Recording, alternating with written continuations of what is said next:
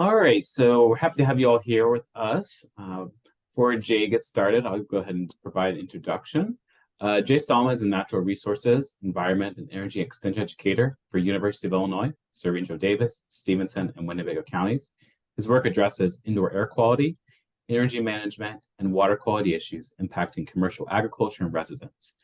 His expertise encompasses residential radon and moisture management, statewide delivery of livestock manure and facility management programs, and management of smart meter and smart grid grant-funded state program. Solomon brings an engineering perspective to help individuals and communities find healthy, economical solutions to challenging issues. Jay further provides leadership for the Certified Livestock Manager Training Program that is held throughout the state as well as online. So happy to have you with us tonight, Jay, and I'll let you take it over. All right, thank you. Thanks, Grant, and I appreciate the introduction there. Want to start off by saying, like I say, glad to have an opportunity to do this presentation for the group and lay out a little bit of the information, share some of the things, and as Grant and I've talked about in the past, chance to answer some of the questions, or maybe start some thinking when it comes to manure management on a little bit smaller scale piece of it. And as Grant alluded to or shared there, I lead the Certified Livestock Manager training, which is for the 300 animal unit up required training statewide. So kind of take in mind that that's where I start from and working my way back down with this.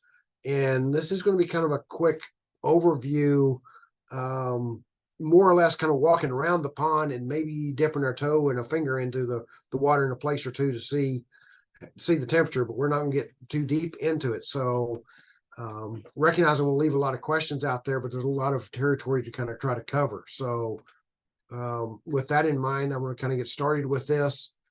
The reason I wanted to do this is that there's some reasons for concerns out there. What I want to do is start with discussing what those reasons for concerns are, some of the things about the rules that apply to everyone. Kind of along that lines is the volumes of manure that are generated by some of these smaller animal units, or should say volumes generated by an animal, and then we start scaling it up from there. And then talk a little bit about management plan, particularly in the areas of containment and utilization. So in looking to start with, I want to start by sharing a little bit about what the rules are out there, and rules that apply to everyone.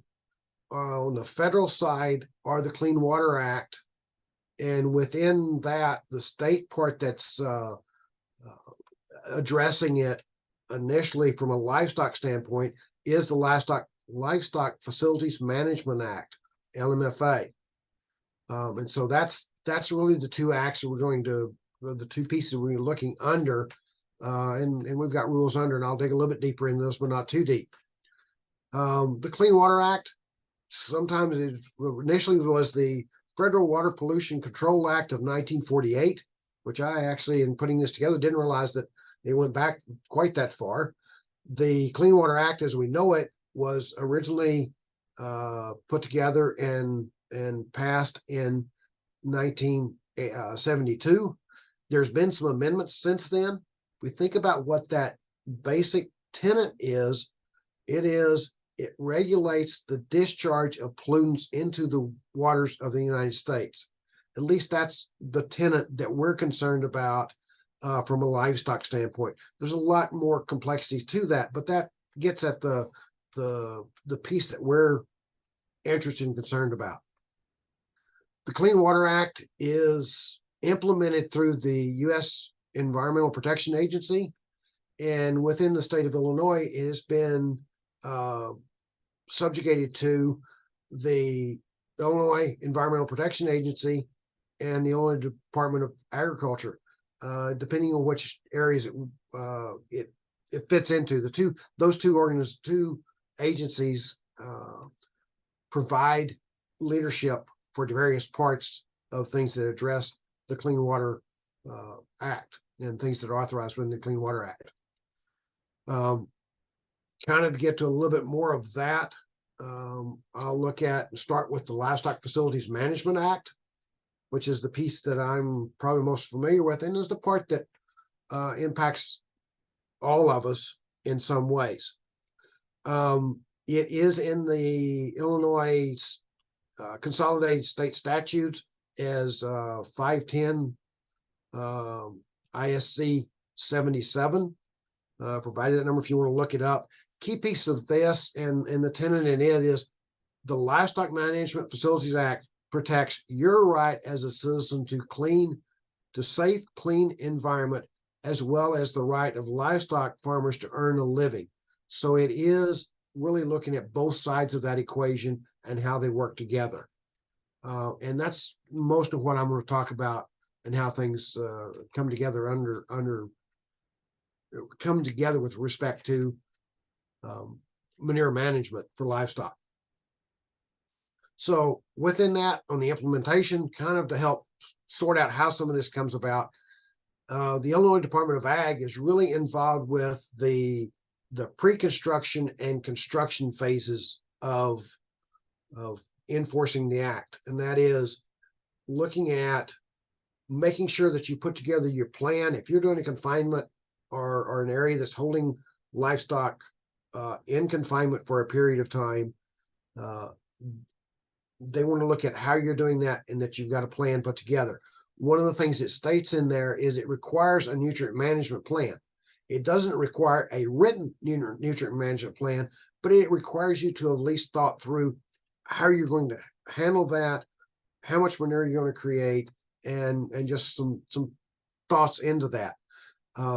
There's the two chapters, the two titles and pieces that it falls under as far as how the rules were propagated, listed there if you want to dig deeper into those. The other part of that is what the Illinois Environmental Protection Agency, Illinois EPA, manages the part that they really manage and to some extent think of as enforcing. They're really looking at what happens after the building is put in place and what the risk of manure or release of waste product pollution items coming outward. So this is the part that they're doing. To help kind of frame this, because that can get to be an all-day discussion about how all those acts come together. This is a piece I pulled from another presentation that really thought provided a good structure for it. If we think about how manure regulations are framed in the U.S. and particularly in Illinois, we're looking at how much manure is generated and how it's stored or contained, matching the manure nutrients, especially the nitrogen and phosphorus, to the crop utilization that we've got out there. We're looking at annual crop seasons most of the time. We're also in the phosphorus at times looking at long-term application, long-term buildup of phosphorus. So you may be applying it this year and using that phosphorus over the next 2 to 3 years because it will stay in the soil. We also look at observing minimum setback distances from environmental sensitive areas. For example, surface waters, wells, those kinds of things. And also there's in the statutes, it has things about neighborhoods, neighbors, communities, that kind of stuff as well from an odor standpoint. So as an example, one of the things that the rules that apply to everyone, because we often think about those rules applying to the large operations, like say the 1 over 300 animal units, you have to submit the paperwork and that kind of stuff. There are some of the parts of this that apply to everyone. And one of the examples is this: before you start, if you're doing something, a building that is going to house animals, have manure collected in it for more than, I believe it's 150 days, then you're technically supposed to submit a notice of intent to construct. Fairly simple form to fill out. And something I often tell smaller producers, and kind of the reason I left this in there is, if you're building a building that is the end of it maybe is going to have a sort of a run-in shed for a small group of animals, 5, 10, 15 animals, for example, and you're going to have some hay storage in it and some equipment storage, and on the end of it, you're building enough in room in there to put your camper in the end of it, for example. All of a sudden, this gets to be a pretty good sized building. Your neighbors see it, and it gets reported to the Department of Ag that you're building a facility to hold 50 horses or several head of swine. If they've got the notice of intent to construct from you, they know what you're doing. They don't have to come out and talk to you about it. They don't have to do an on-site inspection to find out what's going on. So that's their piece of wanting to know what's going on. And the way it states in the statutes is it says any facility. So technically, if you look at it, any down to some ways the chicken coop in the backyard, although I will tell you, Department of Ag doesn't particularly want to know about that, but that's says any facility. So moving forward, that kind of sets the bar on it. So why are we concerned about it? It's just a few animals. We're talking about smaller operations, just a few animals, just a little bit of manure that needs to be handled, right? Well, let's talk a little bit about volume, because this is where it gets to be a little bit surprising for some folks. And I put these two numbers together, and these are example numbers. They are based on some research data. We'll say that what we know is every farm is a little different. Every situation is a little bit different. And as we've changed with animal production, we actually, on the production side, larger size, pigs and cattle, for example, we know that the manure production volumes has changed a little bit over time. As we changed their diets, we changed the genetics. But if we look at this, a pig,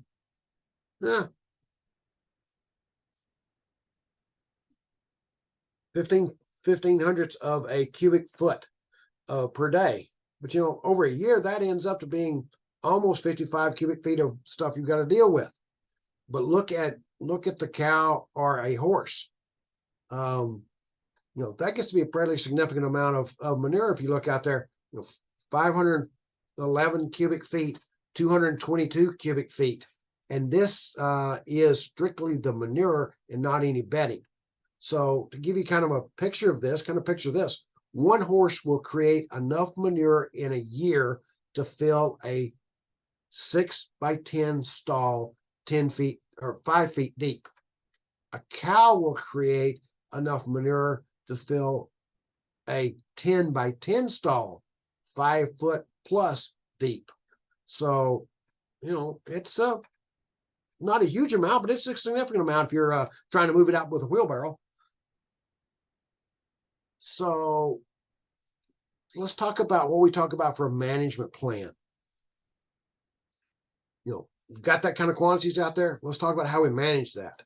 So from a management plan, what we really think about is a nutrient management plan. It's not just a manure management, how do we contain it, but let's talk about the nutrient management plan, which is the bigger picture of it, the overall picture.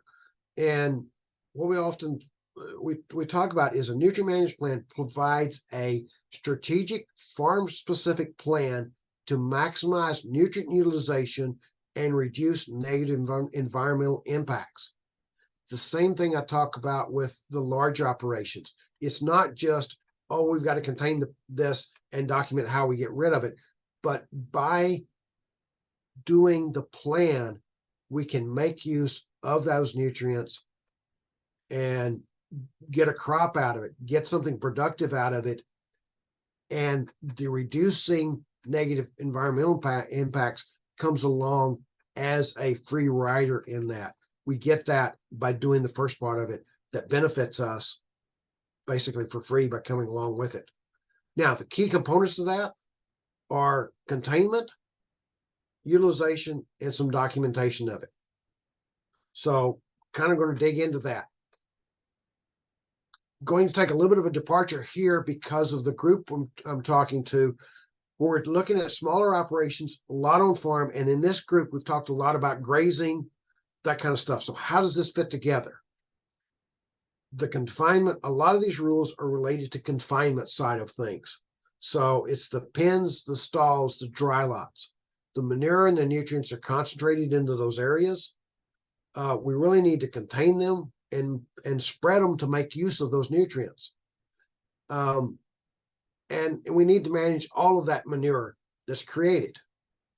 If we're talking about a grazing operation, then the animals are out and they're spreading the manure around in that pasture. The nutrients are being utilized by the forage. Essentially, we don't have any manure containment required, and we've got natural cycling going on. So the manure goes out there, it breaks down, back down into the nutrients, goes back into the soil, turns around, plant grows, animal eats it, goes through the process again. So it sits there in cycles. The part that we need to think about from a grazing operation is any temporary confinement areas that we have. And a little bit of what I'm getting at there is if we've got handling facilities, quarantine or receiving shipping areas, pens that we're using, treatment and birthing pens, basically these pens that we may have animals in there for an extended period of time. And especially if we're talking about periods of time that are over, say, 10, 15 days. And some of these could be, we're looking at 45 days, 60 days. Now we're starting to get enough buildup in there that we need to think about how do we manage that. The other one that we have to be aware of is what we think of as sacrifice areas. So it's those areas where we bring the animals in whenever it's really wet, or when we run out of forages out in the pastures, through the winter, when we got during the winter when we don't have growing forages out there and we're feeding them hay. These are those areas that are dry lots or maybe they're a pasture that we've brought them into. We need to think about how that manure is handled. I won't say that it needs to be contained, but in a sacrifice area, you need to think about managing it, which may mean pulling a piece of equipment through there, pulling some type of a drag through there and moving some of that manure around, or maybe even moving a little bit of it out onto another pasture or another hay field to make use of that. And there's a lot deeper that we can go into with some of that, and it's kind of varies by situation. Within the containment, we need to contain the manure, the bedding, and any contaminated water. And that is any water that's been in contact or is washed across, contact with manure or is washed across the pen or those kind of things. One of the key pieces that I want to remind you of is one of those classic things: keep the clean water clean. In other words, if you've got clean water coming in, let's talk about keeping it clean so we don't have to contain it, because the containment of water is the biggest problem we get into a lot of operations. And just that increases your volume very quickly. And sometimes on an open lot, it can increase the volume. The water containment can be more than the manure containment was.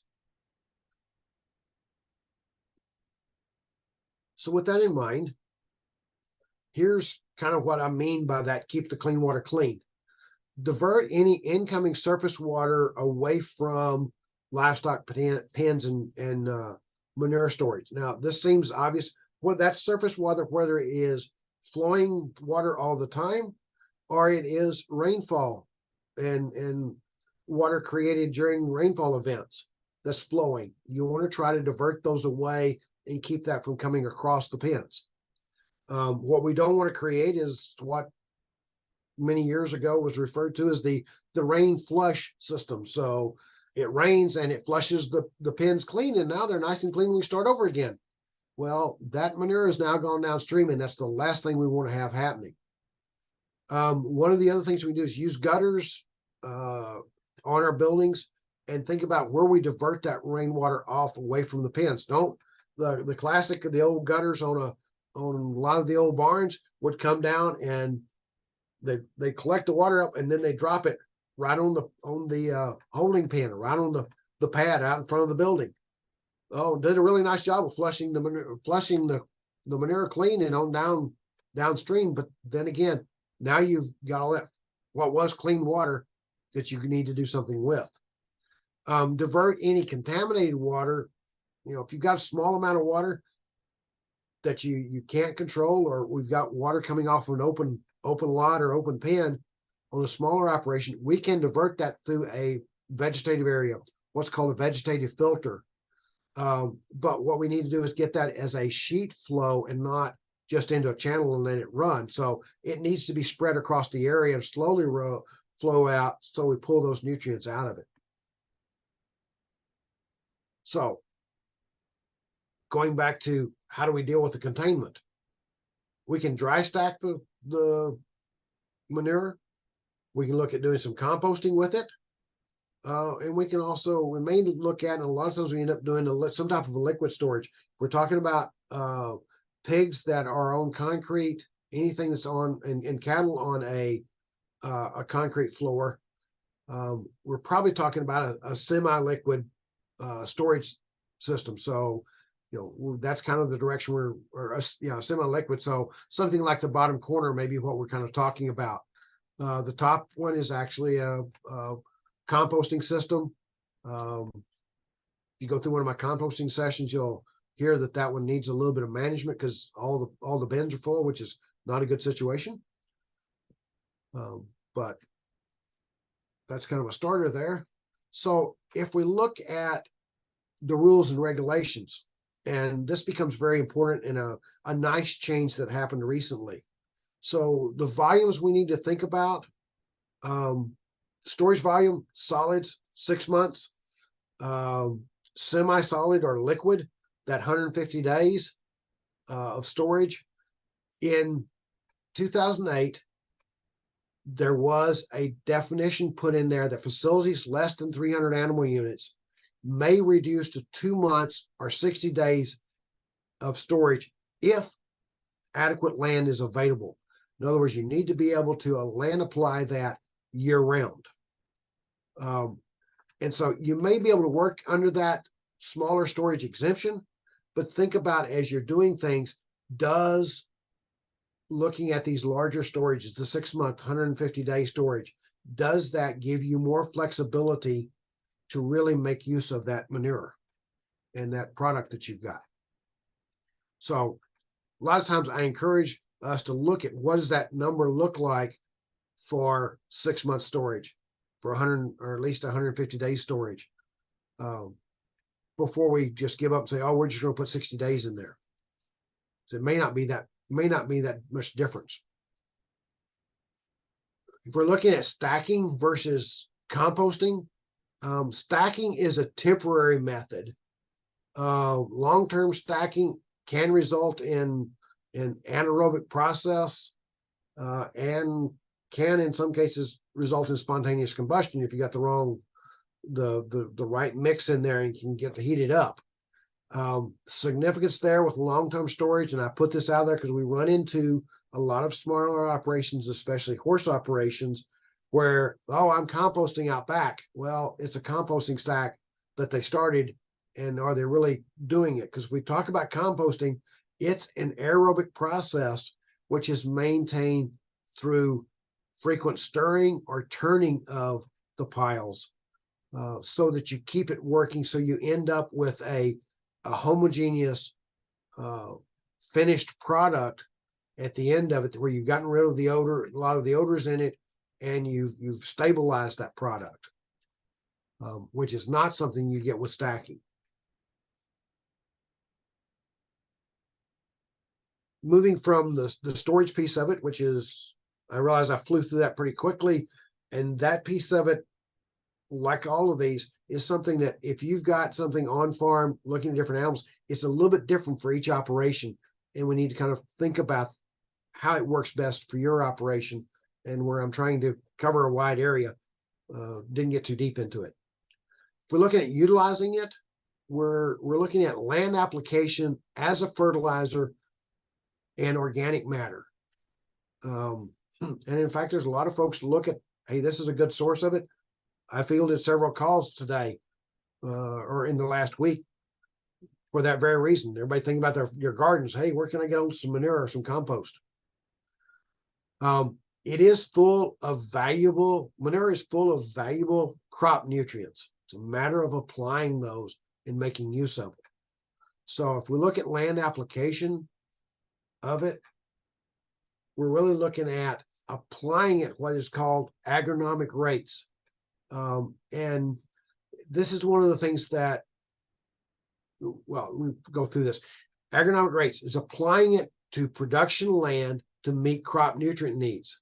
Now, those crops can be either grain crops or forage crops here in Illinois. They're like most of the crops we think about applying it to fall in one of those two categories.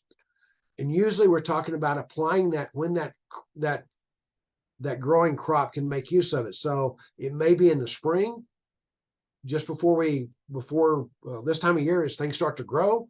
Maybe we're applying it in the summer.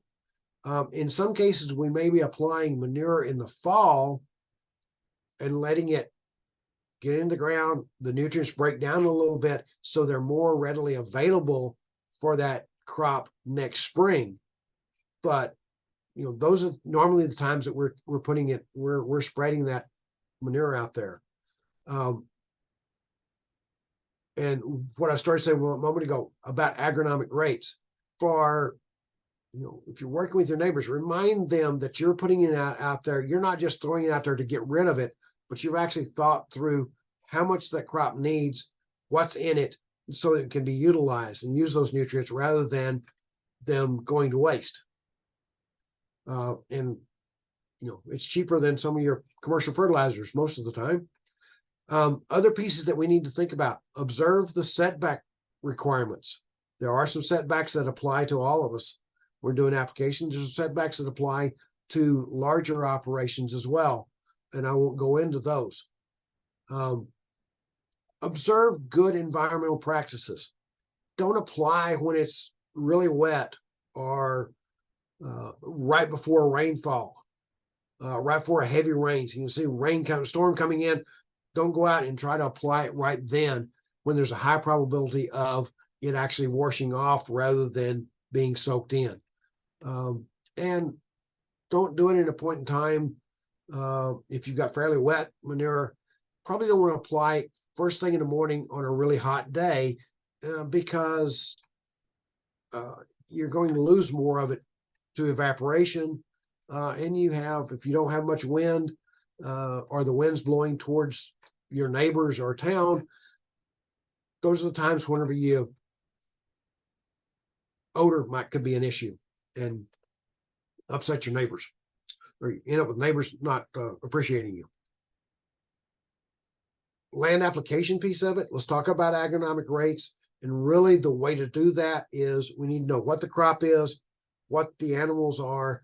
And the best way to do that is actually to take a sample of the manure that you've collected, because every farm, how we collect it makes a difference in how much bedding's in it, that kind of stuff makes a difference in what kind of nutrients we've got in them, and what that percentage is, how much land we need to apply it to. The crop we're applying to makes a big difference as well. If we're applying it to corn ground as the major fertilizer, which is what I've got with the example I've got here, then there's a lot more nutrients needed. If we're applying it to a hay field, yes, that crop needs some nutrients, but it doesn't need as much as the corn would need. Just the basics of how those crops pull nutrients up and what they require to grow. In this example, I ran through and pulled some numbers, some book values, and these are really, as the book says, and I put in there as example data. These are data used for basic design principles to kind of get an idea of how much we need at the end. If we look at, in particular, the swine and the cattle numbers, we know that as genetics and diets have changed, the ratios of nitrogen and phosphorus in the manure has changed. Pig manure is actually used to be fairly high in phosphorus, and it's actually moved much closer to neutral, so that essentially what you get is when you apply at the agronomic apply nitrogen at the agronomic rate, you've got approximately what the crop needs for phosphorus, and you don't have a whole lot of buildup. Cattle manure tends to be kind of the other way. What's available there tends to be more phosphorus, even though the numbers don't show up in this case.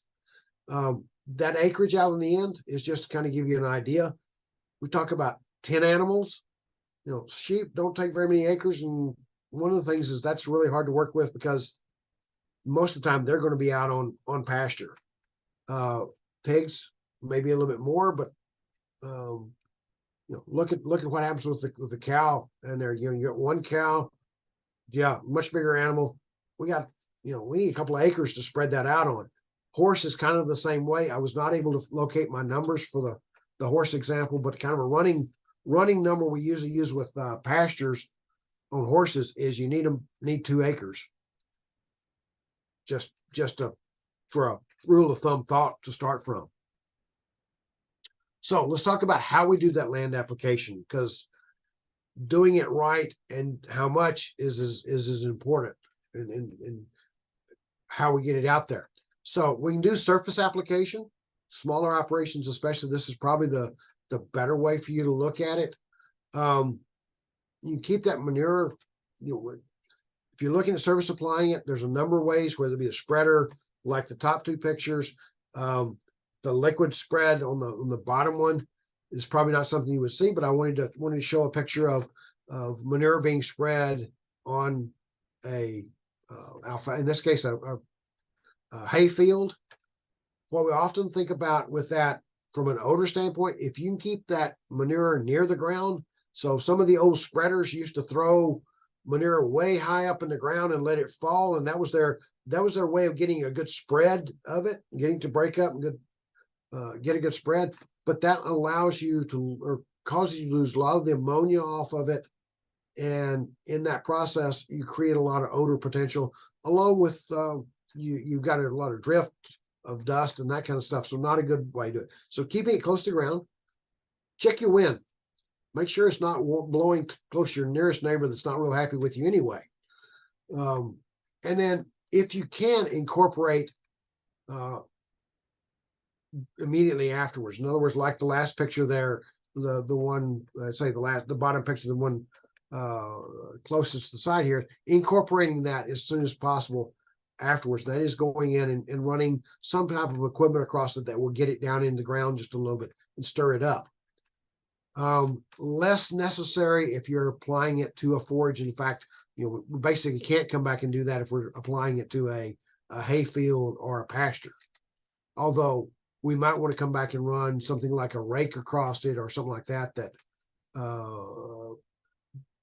a section of hair across it, that'll break it up and make sure it kind of spread it around a little bit. They won't really tear up the forages. The other way to look at it is to do injection. And this is probably if you're in an area where you've got a lot of neighbors around and you're working with a liquid product, if there's a way you can inject it, this is by far the better way to do it. Reduces odor issues, odor potential, and it ensures that you get all of it in the ground and you don't lose that ammonia part of it, which is the most readily available part to the plants, but it's the easiest part to lose. So some examples of how to do the injection. I recognize these are some larger scale options out there, but there's some smaller scale pieces and options out there as well. As far as setbacks to be aware of that apply to all of us, need to be 150 feet from any wells, which means one of the things is on smaller plots of land, make sure you know where your neighbor's well is. Now, we would hope that they put that well at least 150 foot from the edge of the property, but if it was a house that was sold off, originally part of a farm, and it was separated off, that well very well may be right on the fence row. So make sure you know where your neighbor's well are before you go spreading. 200 feet from water sources, surface water. And that is assuming that it's a downhill slope to it. If it's an uphill from you, you can actually get closer than that. You know, inject and incorporate within a quarter of a mile of residence is recommended. If you're not going to be on a smaller operation, and especially if you're in smaller acreages, and the animals are already out there, being aware of your neighbors and at least letting your neighbors know that you're going to be spreading that is probably a good idea, because that's the one that can get to be a little bit touchy, but it applies specifically to the larger operations, is best practice for smaller operations. Some additional land application setbacks, just kind of be aware of, is if you hadn't been in a 10-year floodplain, you really need to inject that or incorporate it. No application within waterways. And if you're applying to snow or frozen ground, it's prohibited unless the slopes are less than 5% and there's adequate erosion control.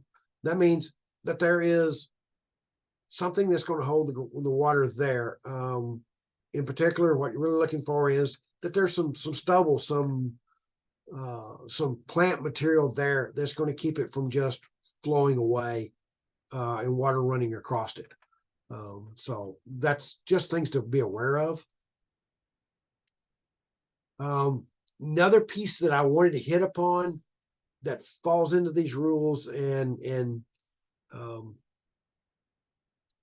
we often get kind of following up with that the grazing versus confinement piece, is make sure that if you're saying, oh, this is a pasture operation, so I don't have to worry about that, make sure you know what the difference between an outdoor lot, an exercise lot, a dry lot, or a paddock is.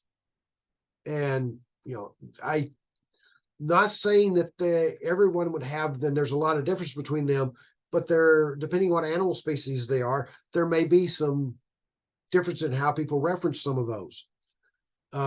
So digging a little deeper into that and being very specific about it. Feedlot versus pasture from a Illinois Department of Ag and by association, Illinois, what we know about Illinois EPA's view on it. What would you think that these two pictures, obviously the one on the left, that's a feedlot. That's a confined area. That's a holding area, holding pen, a dry lot, whatever you might want to call it. But the one over here in the right, that's actually part of a pasture operation. Looks like it's wintertime feeding, and we've got a feeding in there. Is that still considered a pasture? And I'd invite you to respond to that in the chat. Let me know what you think. Just think about that for a minute.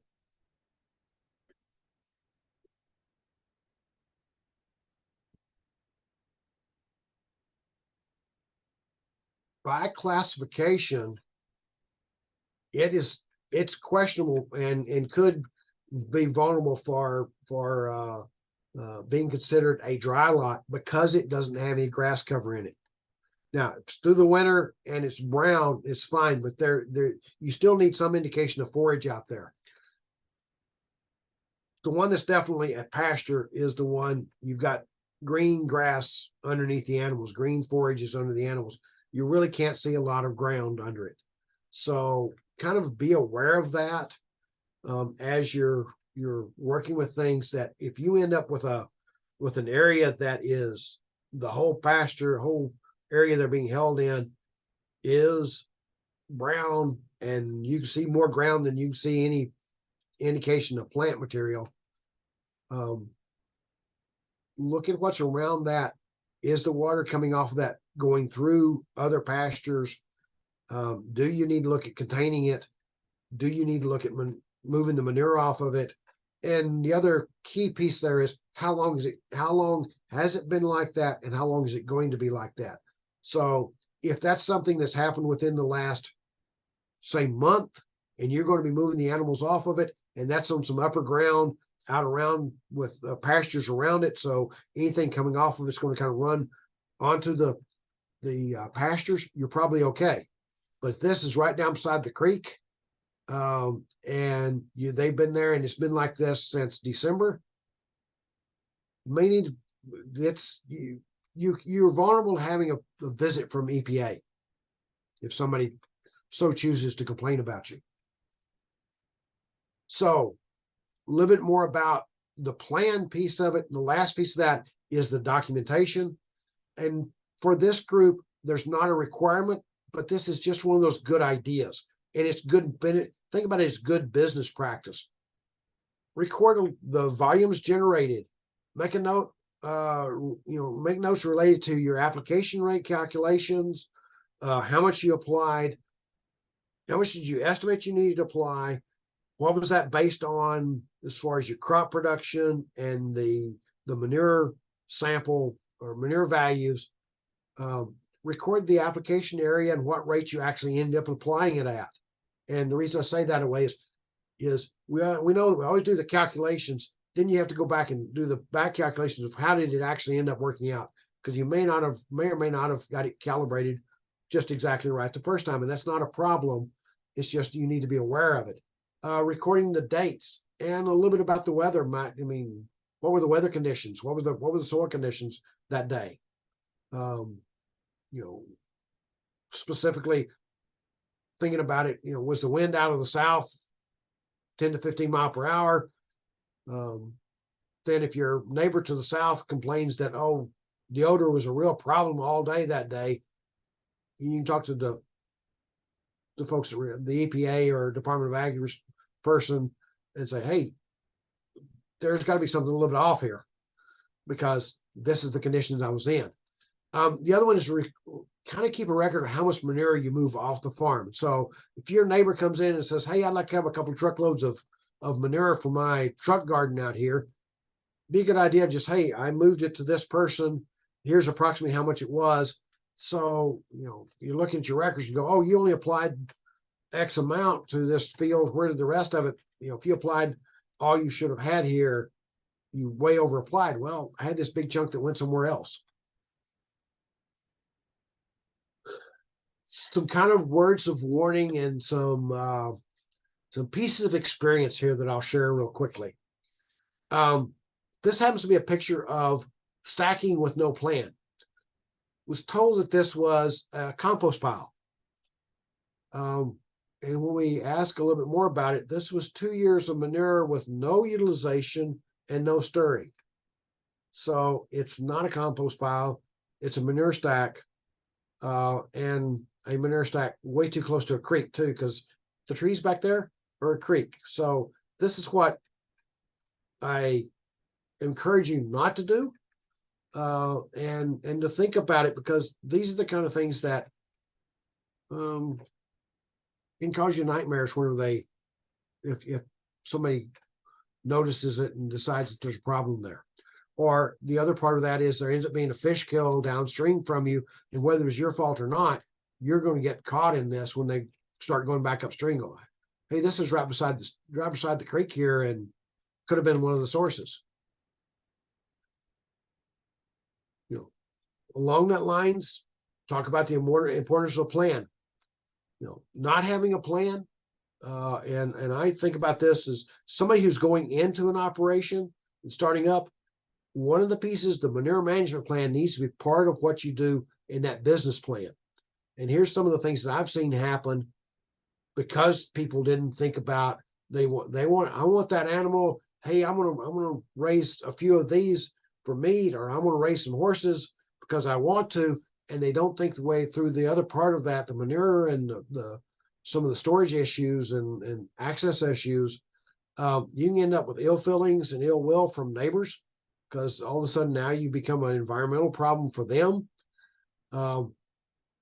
That can result in the county health department being called, and whenever you get the county health department being called on small livestock operations, things get really interesting. Because some of the health departments are not as familiar with livestock rules and regulations and livestock waste in general. Illinois EPA investigations. You get the EPA investigations, then fines, legal bills can start happening, and you can also get a notice of cease and desist, and that is the facility shut down. And I've know of this occurring on smaller operations, so kind of a place where I really hope that you'll think about. Hope most of you think about grazing. That way, it's not a big issue, but still, we need to think about those other little areas and make sure we don't get into this as well. The last thing is to think about what that image of your farm is. Is it a barren area out there that's overgrown? A barren area out there that's as this picture shows, basically washing away, or is it got that appearance of being well managed? Not saying that you need it all landscaped and all that kind of stuff, but a lot of times, if you got this appearance, neither one of them may be a problem for manure contamination.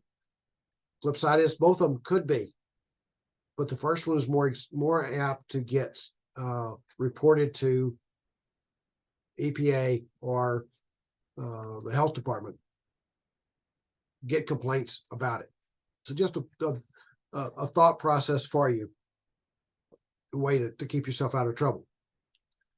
And with that, I think I ran through that pretty quickly. And again, know that I probably created as many questions as I answered, but hopefully I gave you some resources to go forward with and a chance to think about what are those things I need to get together so I can ask questions about my specific operation going forward. So with that, Grant, I will turn it back over to you. Sure. Yeah. So we can get some questions. So I had a couple of questions I was thinking about, Jay, especially as we think about with small farms that we might be working with, and especially with this series where it's a lot of folks that are just getting started with livestock even. For some of these farms that maybe have multiple species of different livestock at the farm, or in the future may have different species, is there some good guidance as far as how to get started with some of this? Like, is it kind of that you need to really look at the manure from different species and then see how that all comes together? Or what do you, I guess, even what do you tell folks that have multiple species? The multiple species thing is, as you say, creates some interest and some issues, but creates a lot of opportunities as well. So the first thing on most of this is, again, thinking about how much time are they going to be in the building, and then how much manure what percentage of that manure may we have to manage. And I know that I didn't get into that piece of it, but that's one of the issues that you kind of have to deal with. So it's not a bad idea to kind of do what I did. And there's tables out there, and I can point you towards resources to where you can do kind of the estimate like I did of about how much manure is going to be created by the different animals. And then looking at how much acreage might I need to apply that to. So if we had something about the volume, so how many animals, roughly how much manure we might be creating, and then a little bit about the nutrient makeup of it, and we can make some pretty broad guesses at some of that, and get to a place where we can work with it and answer that question of how much containment do I need, how much land am I going to need to apply it to, how big of a deal is this going to be? Does that help? It does, yeah. One of your first slides, changing subjects just slightly, one of your first slides that kind of talked about the quantity of the manure, that was being produced. I think especially, looking at horses and knowing full well that, horses might be a part of a small farm operation, and yet recognizing that they're producing so much quantity, and they would not, and in our day and age, of course, they would not be utilized for meat either. So how, I guess in your experience, working with horse operations, is there some best practices for horse manure management compared to maybe some of the other livestock that, maybe that you have to think about a little bit differently? There is a little bit of that, and again, I come back to that one running rule that I kind of have is if you're with horses, and it's a pretty rough rule, rough estimate, but somewhere around 2 acre. If you kind of think about from an exercise standpoint and a manure standpoint, you need about 2 acres per animal to work with. So there are some kind of rules of thumb like that. The other part of that, and a lot of times if you're looking at the manure management side of it, if we look at what the forage intake side of it is, if we have enough acres to feed that animal most of the year, we probably have enough acres for the manure management. But quite often we see more animals on small acreage than we've got acres to spread on. So it is a matter of looking, do you have the acres? Do you have a neighbor that you can work, who's a larger farmer that you could work with, or somebody working with somebody that's got a large garden, or even a landscaper is an option. The other one with horses and sheep, often talk about composting. If we got a little bit of area to do a good compost, that's a good way to move, to reduce the volume you have to work with and still move those nutrients off the farm. We had a question show up in the chat box. How does the increased frequency in multi-inch rain events change our mindset as it relates to manure management plan and clean waterways? Wow, is that a fun question?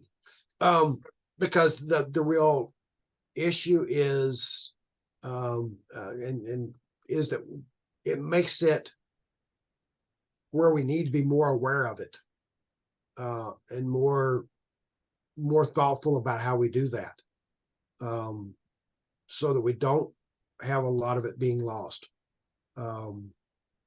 And it's kind of played with how we manage and how we design, and a little bit of how we manage containment, especially if it includes liquid containment, of just needing to have more storage. Because one of the things that I missed in there, I think, was that in some instances, the volume of water that needs to be stored, if you've got a large open area that's collected, can be more than what your manure volume is.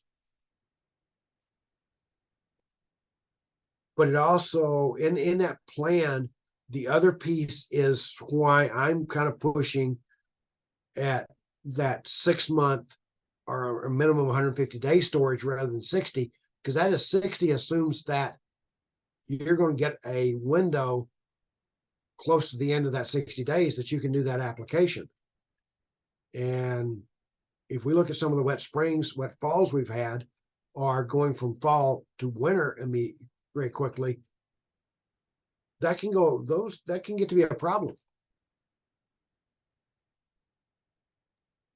So Wes, hope that kind of helps you out a little bit with that. So it is definitely an additional concern, is I think the way I put it in there, and something you need to put a little bit of thought into as you do the plan development.